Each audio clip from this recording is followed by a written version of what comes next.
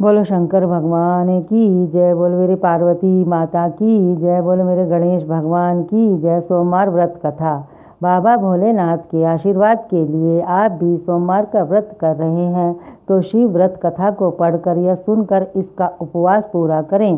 सोमवार व्रत की विधि। नारद पुराण के अनुसार सोमवार व्रत में व्यक्ति को प्रातः स्नान करके शिवजी जी को जल और बेलपत्र चढ़ाना चाहिए तथा शिव गौरी की पूजा करनी चाहिए। शिव पूजन के बाद सोमवार व्रत कथा सुननी चाहिए। इसके बाद केवल एक समय ही भोजन करना चाहिए। साधारण रूप से सोमवार का व्रत दिन के तीसरे तक होता है, मतलब शाम तक रखा जाता है। सोमवार के व्रत की कथा। एक समय की बात है कि किसी नगर में एक साहूकार रहता था।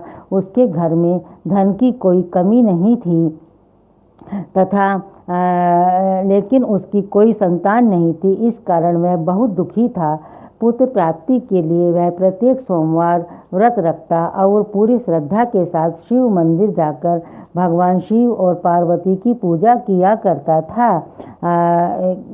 एक दिन उसकी भक्ति देखकर एक दिन माँ पार्वती प्रसन्न हो गई और भगवान शिव से उस साहूकार की मनोकामना पूर्ण करने का आग्रह किया। पार्वती जी की इच्छा सुनकर भगवान शिव ने कहा कि हे पार्वती, इस संसार में हर प्राणी को उसके कर्मों का फल मिलता है और जिसके भाग्य में जो होता है जो होगा उसे भोगना ही पड़ता है।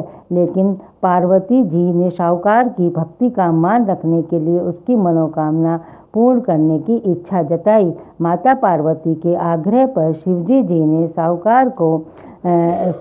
ने साहूकार को पुत्र प्राप्ति का वरदान तो दिया, लेकिन साथ ही यह भी कहा कि उसके बालक की आयु केवल 12 वर्ष होगी। माता पार्वती और भगवान शिव की बातचीत को साहूकार सुन रहा था।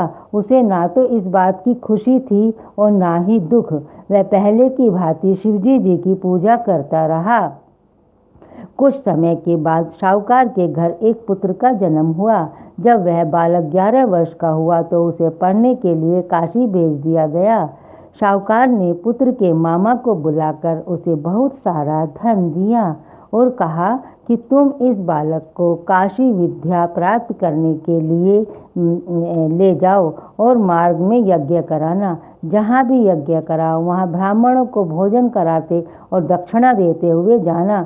दोनों मामा भांजे इसी तरह के ब्राह्मणों को दान दक्षिणा देते हुए काशी की ओर चल पड़े। रात में एक नगर पड़ा जहाँ नगर के राजा की कन्या का विवाह था, लेकिन जिस राजकुमार से उसका विवाह होने वाला था वह एक आँख से काना था। राजकुमार के पिता ने अपने पुत्र के काना होने की बात को छुपाने के लिए एक चाल सोची। साहूकार के पुत्र को देखकर उसके मन में एक विचार आया। उसने सोचा क्यों न इस लड़के को दूल्हा बनाकर राजकुमारी से विवाह करा दूं। विवाह के बाद इसको धन देकर विदा कर दूंगा। राजकुमारी को अपने नगर ले जाऊंगा। लड़के को दूल्हे के वस्त्र पहनाकर राजकुमार से विवाह कर दिया गया। लेकिन साहूकार का पुत्र ईमानदार था। उसे यह बात न्याय संगत नहीं लगी। उसने अवसर पाकर राजकुमारी की चुन्नी के पल्ले पर लिखा कि तुम्हारा विवाह तो मेरे साथ हुआ है, लेकिन जिसके साथ आप जाओगी वह एक आँख से काना है।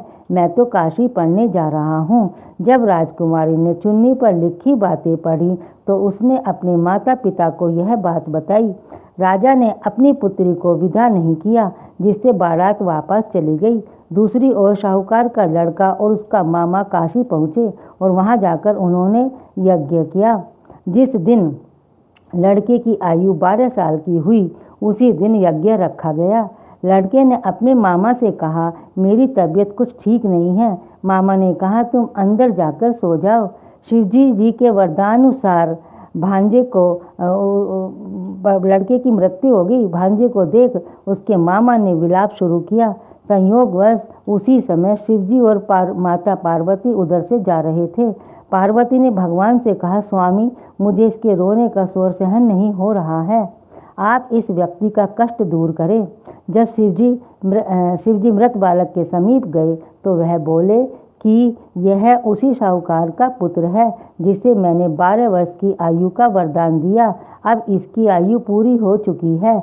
लेकिन मातृभाव से विभोर माता पार्वती ने कहा कि हे महादेव, आप इस बालक को और आयु देने की कृपा करें, अन्यथा इसके माता पिता तड़प तड़प कर मर जाएंगे। माता पार्वती के आग्रह पर भगवान शिव ने उस लड़के को जीवित होने का वरदान दिया। शिवजी की कृपा से वह लड़का जीवित हो गया। शिक्षा समाप्त करके लड़का मामा के साथ अपने नगर की ओर चल दिया। दोनों चलते चलते हुए उसी नगर में पहुँचे जहाँ उसका विवाह हुआ था। उस नगर में भी उन्होंने यज्ञ का आयोजन किया। उस लड़के के ससुर ने उसे पहचान लिया और महल में ले जाकर उसकी खातिरदारी की और अपनी पुत्री को उसके साथ विदा कर दिया। इधर साहूकार और उसकी पत्नी भूखे प्यासे रहकर बेटे की प्रतीक्षा कर रहे थे। उन्होंने प्रण कर रखा था कि यदि उन्हें अपने बेटे की मृत्यु का समाचार मिला तो वह भी प्राण त्याग देंगे। परंतु अपने बेटे के जीवित होने का समाचार पाकर वे बेहद प्रसन्न हुए। उसी रात भगवान शिव ने व्यापारी के स्वप्न में आकर कहा, हे सृष्टि, मैंने तेरे सोमवार के व्रत कथा सुनने से प्रसन्न होकर तेरे पुत्र को लंबी आयु प्रदान की है। इसी प्रकार जो कोई सोमवार व्रत करेगा, जो भी कोई इस सोमवार व्रत करता है या कथा सुनता है या पढ़ता है, उसके सभी दुख दूर होते हैं और समस्त कामनाएं पूर्ण होती हैं। बोलो शंकर भगवान की जय, बोलो मेरी पार्वती माता की जय, बोलो मेरे गणेश भगवान की जय। ओम नमः शिवाय, शिवाय नमः, शिवाय नमः, ओम नमः। सुनने के बाद आरती अवश्य